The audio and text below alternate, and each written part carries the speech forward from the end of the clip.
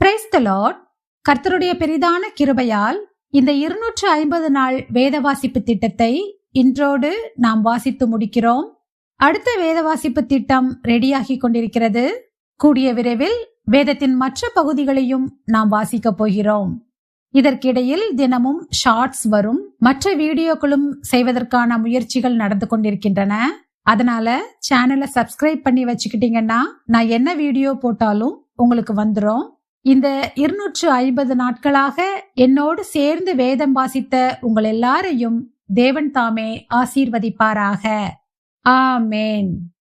இன்றைக்கு daily dose of divine சேனல்ல 250வது நாள் வேத வாசிப்பாக வெளிப்படுத்தின விசேஷம் 22ஆம் அதிகாரம் மற்றும் யோபு 42ஆம் அதிகாரமும் வாசிக்க கேட்போம்.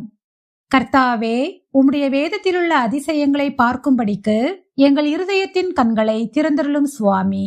ஆமேன். வெளிப்படுத்தின விசேஷம் 22ஆம் அதிகாரம். பின்பு பளிங்கை போல் தெளிவான ஜீவ தண்ணீருள்ள சுத்தமான நதி தேவனும் ஆட்டுக்குட்டியானவரும் இருக்கிற சிங்காசனத்திலிருந்து புறப்பட்டு வருகிறதை எனக்கு காண்பித்தான்.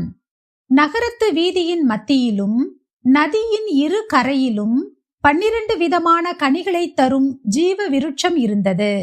அது மாதந்தோறும் தன் கனியை கொடுக்கும்.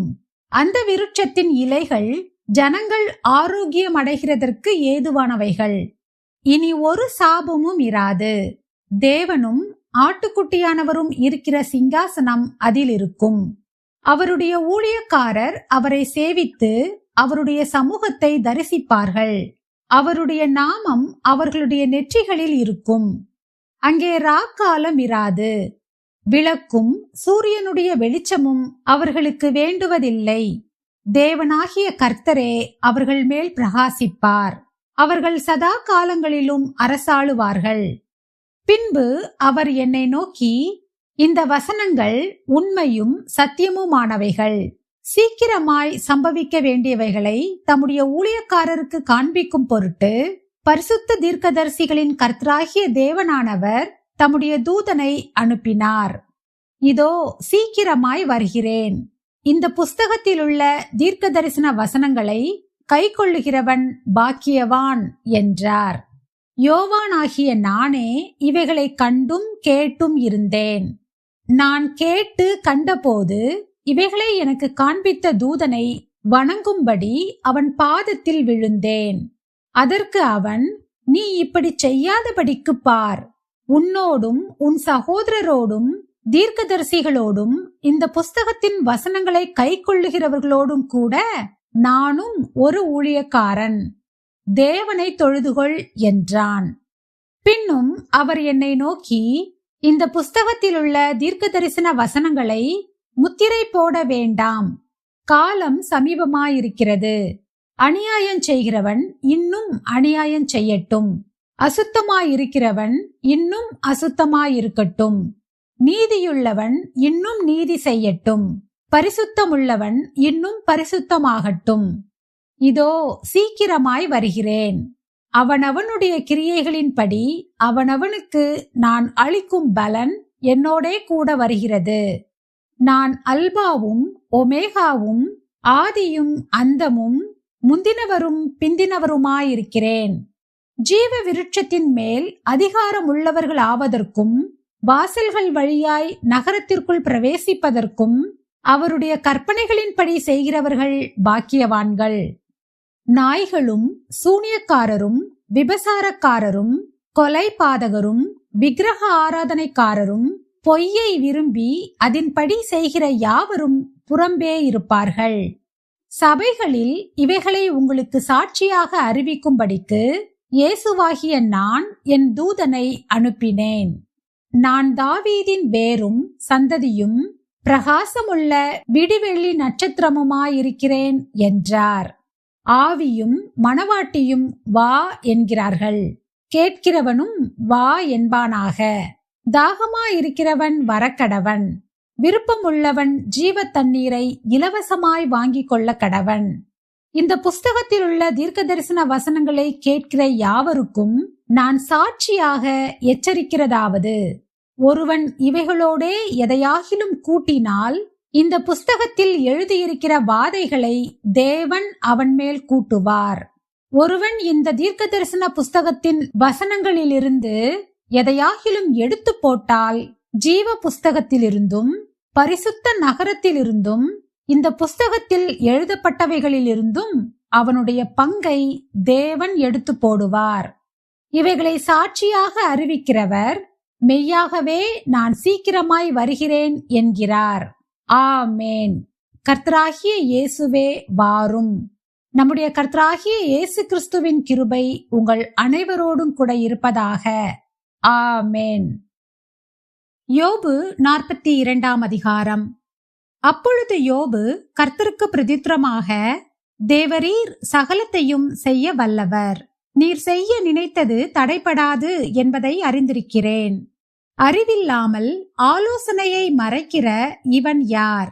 ஆகையால் நான் எனக்கு தெரியாததையும் என் புத்திக்கு எட்டாததையும் நான் அறியாததையும் அலப்பினேன் என்கிறேன்.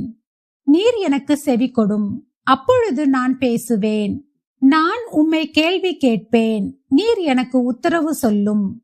என் காதினால் உம்மை குறித்து கேள்விப்பட்டேன், இப்பொழுதோ என் கண் உம்மை காண்கிறது.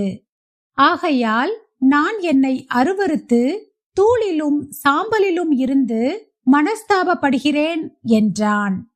கர்த்தர் இந்த வார்த்தைகளை யோபோடே பேசின பின் கர்த்தர் தேமானியனான எலிப்பாசை நோக்கி, உன்மேலும் உன் 2 சிநேகிதர் மேலும் எனக்கு கோபம் மூளுகிறது.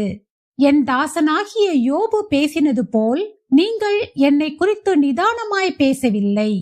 ஆதலால் நீங்கள் 7 காளைகளையும் 7 ஆட்டுக்கடாக்களையும் தெரிந்து கொண்டு என் தாசனாகிய யோபினிடத்தில் போய் உங்களுக்காக சர்வாங்க தகன பலிகளை இடுங்கள். என் தாசனாகிய யோபும் உங்களுக்காக வேண்டுதல் செய்வான். நான் அவன் முகத்தை பார்த்து உங்களை உங்கள் புத்தியீனத்துக்கு தக்கதாக நடத்தாதிருப்பேன். என் தாசனாகிய யோபு பேசினது போல் நீங்கள் என்னை குறித்து நிதானமாய் பேசவில்லை என்றார். அப்பொழுது தேமானியனான எலிப்பாசும் சூகியனான பில்தாத்தும் நாகமாத்தியனான சோப்பாரும் போய் கர்த்தர் தங்களுக்கு சொன்னபடியே செய்தார்கள். அப்பொழுது கர்த்தர் யோபின் முகத்தை பார்த்தார். யோபு தன் சிநேகிதருக்காக வேண்டுதல் செய்த போது கர்த்தர் அவன் சிறையிருப்பை மாற்றினார். யோபுக்கு முன் இருந்த எல்லாவற்றை பார்க்கிலும் 2 தனையாய் கர்த்தர் அவனுக்கு தந்தருளினார். அப்பொழுது அவனுடைய எல்லா சகோதரரும் சகோதரிகளும் முன் அவனுக்கு அறிமுகமான அனைவரும் அவனிடத்தில் வந்து அவன் வீட்டிலே அவனோடே போஜனம் பண்ணி கர்த்தர் அவன் மேல் வரப்பண்ணின சகல தீங்கி நிமித்தம் அவனுக்காக அங்கலாய்த்து அவனுக்கு ஆறுதல் சொல்லி அவரவர் ஒவ்வொரு தங்க காசையும் அவரவர் ஒவ்வொரு பொன் ஆபரணத்தையும் அவனுக்கு கொடுத்தார்கள். கர்த்தர் யோபின் முன்னிலைமையை பார்க்கிலும் அவன் பின்னிலைமையை ஆசீர்வதித்தார். 14,000 ஆடுகளும் 6,000 ஒட்டகங்களும் 1000 ஏர்களும் 1000 கழுதைகளும் அவனுக்கு உண்டாயின. 7 குமாரரும் 3 குமாரத்திகளும் அவனுக்கு பிறந்தார்கள். மூத்த மகளுக்கு எமிமாள் என்றும் 2ஆம் மகளுக்கு கெத்சியாள் என்றும் 3ஆம் மகளுக்கு கேரேனாப்புக் என்றும் பெயரிட்டான். தேசத்தில் எங்கும் யோபின் குமாரத்திகளைப் போல் சௌந்தரியமான பெண்கள் காணப்படவில்லை. அவர்கள் தகப்பன் அவர்கள் சகோதரரின் நடுவிலே அவர்களுக்கு சுதந்திரம் கொடுத்தான். இதற்கு பின்பு யோபு 140 வருஷம் உயிரோடிருந்து 4 தலைமுறையாக தன் பிள்ளைகளையும் தன் பிள்ளைகளுடைய பிள்ளைகளையும் கண்டான். யோபு நெடுநாள் இருந்து பூரண வயதுள்ளவனாய் மரித்தான். நாம் ஜெபிப்போம்.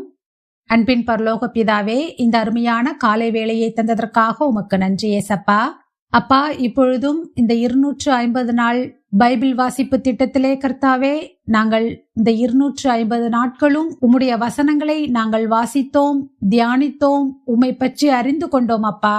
இதை நல்லபடியாக நாங்கள் வாசித்து முடித்த தயவிற்காக உமக்கு நன்றி ஏசப்பா.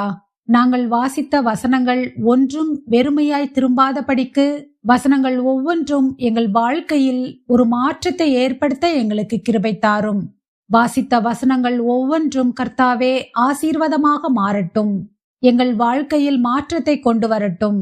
எல்லா காரியங்களையும் நீங்க பொறுப்படுத்திக் கொள்ளுங்க, வழி நடத்துங்க, ஆசீர்வதிங்க. இயேசு கிறிஸ்துவின் மூலமாக ஜெபம் கேளும் எங்கள் ஜீவனுள்ள நல்ல பிதாவே, ஆமேன். என் ஆத்துமாவே கர்த்தரை ஸ்தோத்திரி, என் முழு உள்ளமே அவருடைய பரிசுத்த நாமத்தை ஸ்தோத்திரி. என் ஆத்துமாவே கர்த்தரை ஸ்தோத்திரி, கர்த்தர் செய்த சகல உபகாரங்களையும் மறவாதே. ஆமேன், ஆமேன். நாம் அடுத்த வேத வாசிப்பு திட்டத்தில் சந்திப்போம். God bless you.